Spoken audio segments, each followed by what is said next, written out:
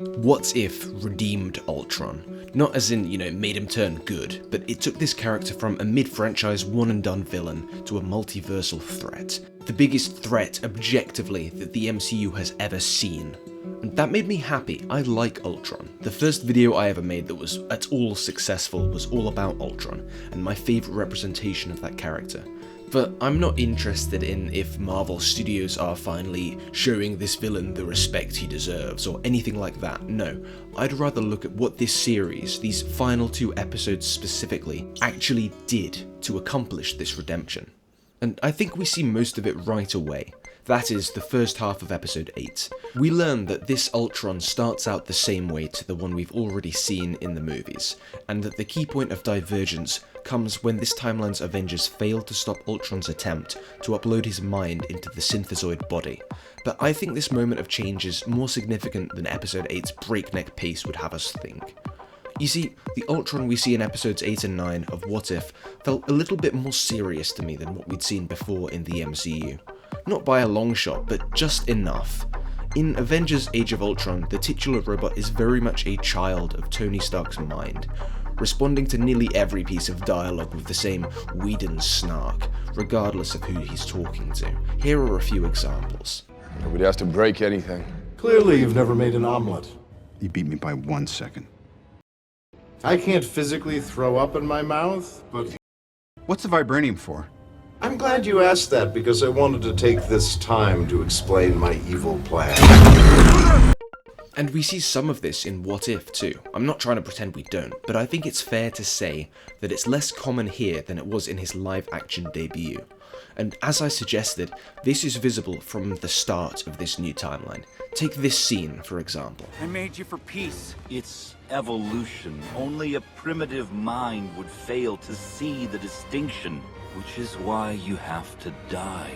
So you're telling me that if this scene had been in Age of Ultron, Cyberbro wouldn't have just cracked wise? Get out of town. It would have been omelets all over again. Some of MCU Ultron's sarcasm and personality is retained.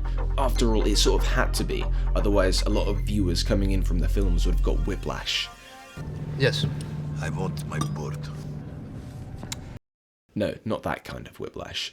But there's like an ounce less levity, at least, and the determination with which his above execution of Iron Man plays out is continued into his cosmic crusade. It feels like Ultron is driven by his own glorious purpose. There might be an in-universe explanation for this change. After all, everything we see of New Ultron happens when he's in the synthezoid body, crucially, implanted with the Mind Stone. He didn't have that in the movie, Vision did. And while Vision, specifically real life, not Hex Vision, has grown slightly more comedic since his debut appearance, he wasn't always this way. Cast your mind back to the seriousness, sincerity, and earnestness this character displayed in his first appearance in the MCU. Maybe I am a monster. I don't think I'd know if I were one. And not what you are. And not what you intended. So I wonder if being born, or reborn in Ultron's case, with a cosmic singularity of mind embedded in your head, has something to do with the serenity which seems to guide both of these figures, at least until they've, been out and about in the world for a bit. Another thing to mention is his success. While Ultron is a challenge for the Avengers in the original films, he is dispatched in a tidy 2.5 hours. The movie even makes a joke out of the precise moment that the tide truly turns. With the benefit of hindsight. This, obviously, is not the case in What If. Ultron wins and destroys the world. This isn't just Weekend of Ultron, this is a true Age of Ultron, a point the Watcher makes himself. But the Age of Ultron was only beginning. In many ways, in fact, the world we see in What If is closer to the original comic book Age of Ultron than the film is. The world is a wasteland. Our heroes struggle to survive in the wreckage of a world savaged by Ultron, patrolled by ever-present and ever-dangerous Ultron drones.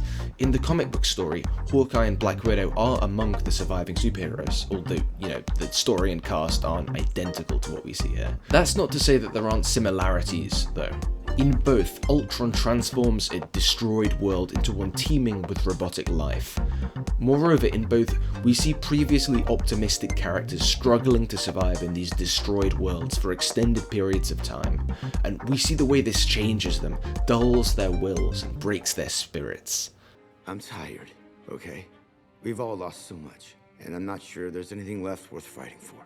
He's already taken over every program on the planet. I'm glad that, like the comic books before it, the What If finale turns Ultron into a character serious and threatening enough to fundamentally change both the world and the characters in that world. But focusing on the Age of Ultron comics reveals one final important detail about the titular cyborg. In that story, Ultron seems initially more like the Terminator-style, emotionless, kill-all-humans robot than what we got on the big screen. But the further we get into the story, the more we see that while this is a character type present in Ultron to some degree, the core of the villain is almost human in a perverse sort of way. When it comes to the Avengers, in particular his creator, Hank Pym, this facade of cool objectivity falls away.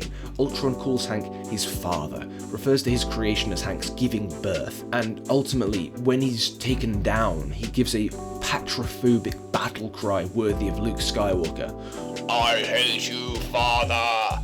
That's my robot voice.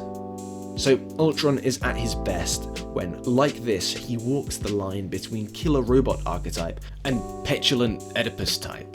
And though there's no pseudo-family for Ultron to rage against in the What If finale, I think the character that we see in these last two episodes strikes a really good balance between Ultron's robotic side and his emotions. Or emotion simulations, I don't know.